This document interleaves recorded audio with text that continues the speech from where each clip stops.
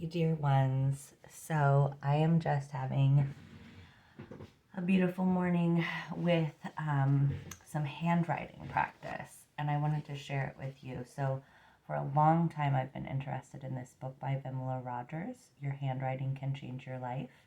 I heard Louise Hay talk about it maybe even 15 years ago, and I had always been interested in it and had never actually bought it or taken the time to practice it. A just fun surprise was that the review on the front of the book is written by Sark, who, like, maybe 30 years ago, I got a book by Sark, Eat Mangoes Naked, and I was like floored by it. She has another book, Succulent Wild Woman. I had never been exposed to anyone so liberated, but it makes sense. I remember loving her handwriting. Um, so it's a book about handwriting, and then it's also an instructional book to learn how to use this specific handwriting that she created. And I also just found um, this kit, which is not sold anymore, but I found it on Poshmark, which is like a used um, website, and it's the kit that has these cards, one for each letter with a mantra for each, a CD, which I haven't found my CD player yet, a notebook to practice on, and then this instructional book that tells you. It's so beautiful. Each letter has a declaration of intent, sort of like a definition, and then it has soul quality, declaration of intent, alphabetical family, element, gender, gemstone, animal, guardian protector, and how to write it. Um, and I'll tell you, just reading through these is fascinating, learning about all these different angels and um, guardians and how much thought went into this. She spent like 30 years developing it. And I recently, for my sister's kiddo's birthday, I got this beautiful quill and ink set um, for the kiddo, and it was like a buy one get one free. And I've always wanted to try these, so I will say Vimala Rodgers recommends ballpoint pen, not quill and ink. So that is a change I am making, but I'm doing it because I think it's very fun, and I'll go back through and do it all with ballpoint. Um, so today's letter is D. As you can see, I've turned at the recommendation of the book, I've turned the paper to landscape. And there's actually a beautiful description of the landscape idea. If that's one thing you take away from this, it could be really cool.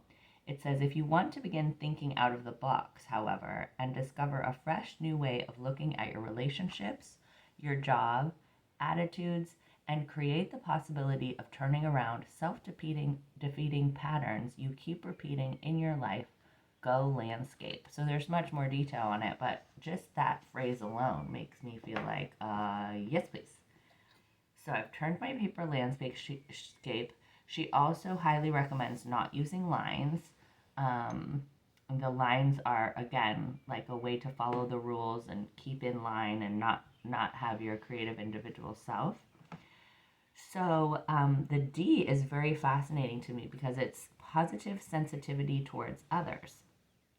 And it talks about how many of us have been taught that sensitivity is a negative, which certainly that was like the biggest feedback I got in my early life was I was too sensitive. And so this is a cool one because it talks about how sensitivity is so valuable. And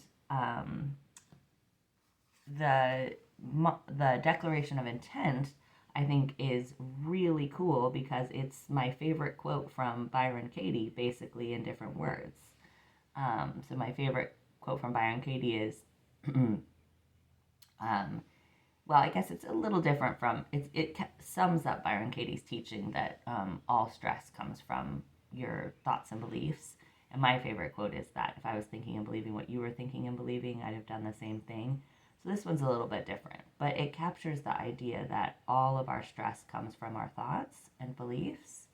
So it says, the cause of any upset I have is never outside myself. And so I'm just taking the time to write that.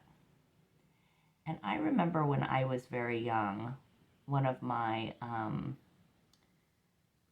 favorite things to do was to study, because that was an area where I could really, I figured out how to be successful and I felt I had control over it.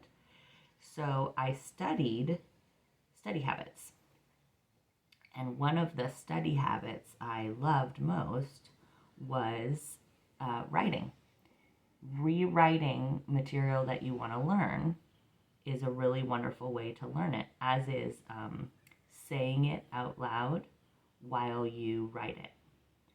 So the reason is because anytime we put something into our brain through a different sensory modality, we're wiring it into a different part of our brain. And the more parts of your brain that have that information, I think it's interesting, side note, that this letter D is quite difficult for me. And they say the harder a letter is for you, the more you struggle with that quality, and the bigger the change will be in your life. Which I think this is wonderful, because sensitivity, like I said, has been such a drama for me my whole life. So I'm going to take my time with the D.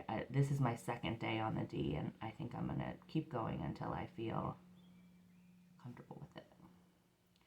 So, what was I saying about... Oh, I interrupted myself and then lost my train of thought. The cause of any upset I have is never outside myself. Yeah, well, I lost it. But I guess, oh, no, I know what I was saying. Study habits. So when you put it into different parts of your brain, thank you for reminding me. When you put it into different parts of your brain, so you put it in the part that stores how to write things. You put it in the part that stores how to say things. You put it in the part that stores how to hear things. And you put it in the part that stores how to read things, because you're doing all of those things when you're writing it and saying it out loud. So now it's stored in 4 different sections. So if you go to it in a moment when you need it, if you can't find it in one area, your brain will provide it in another area. This is why bilingual people after strokes are not as likely to lose language ability, because they have language stored in 2 different parts of their brain. So they may end up being stronger in one language than another, but they'll still have language. Whereas monolingual people often are well, not often, but monolingual people are more prone to lose language abilities completely than multilingual people. So basically, when we practice writing something, it sticks in our brain more and becomes more firmly rooted in who we are. So even if you don't want to do this Vimala Rodgers thing, or if this doesn't interest you, if you have affirmations or things that you're wanting to become a part of your life, like I'd probably phrase this one in the positive more. The cause of any upset I have is always inside myself. Or like I have an affirmation that I'm working on right now around money. So I love and appreciate and respect money. Because I realize, I'm going to do another video on that. I realize I've had a really, really dysfunctional relationship with money. So that might be a good one for me to write about. And you can write out your affirmations and say them out loud. As you do so, and it'll go into your system more fully. You know, I was raised evangelical Christian, and we did a lot of Bible verse memorization.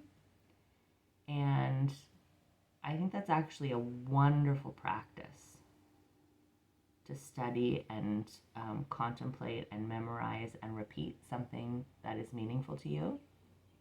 And that can be done with anything. It doesn't have to be a Bible verse. It could be. There's a lot of great ones.